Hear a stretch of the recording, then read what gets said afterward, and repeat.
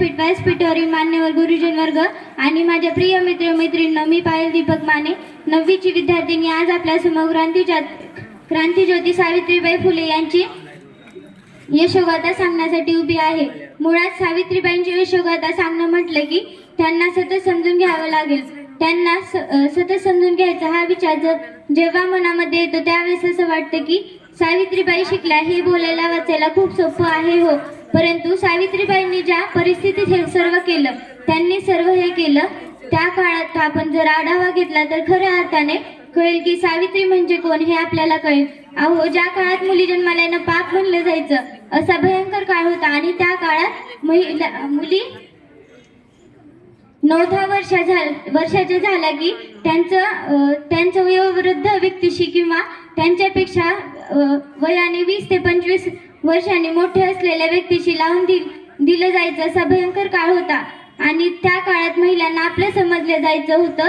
अहो, त्या काळात महिलांना शिक्षणाचे अधिकारही नव्हते, कारण त्या काळात कर्मठ लोकांना माहित होतं की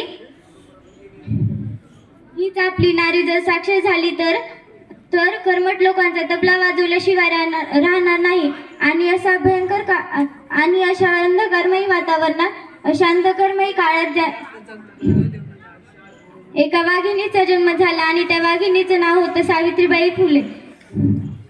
अशा वाईट काळात सावित्रीबाईंचं देखील लग्न एका त्यांच्यापेक्षा वयाने मोठे असलेल्या व्यक्तीशी महात्मा ज्योतिराव फुले यांच्याशी झालं, पण त्यांनी निश्चय केला की सावित्रीबाईंना शिकवायचं।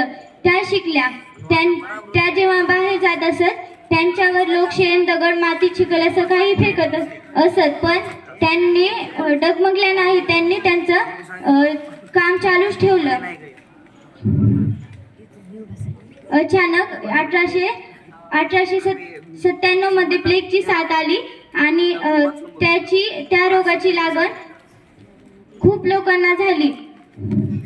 सावित्रीबाईंनी त्यांची सेवा सुरू केली, परंतु त्या सेवा करीत असताना त्यांना देखील या प्लेगची लागण झाली। अचानक 10 मार्च 1897 रोजी त्यांचा मृत्यू झाला।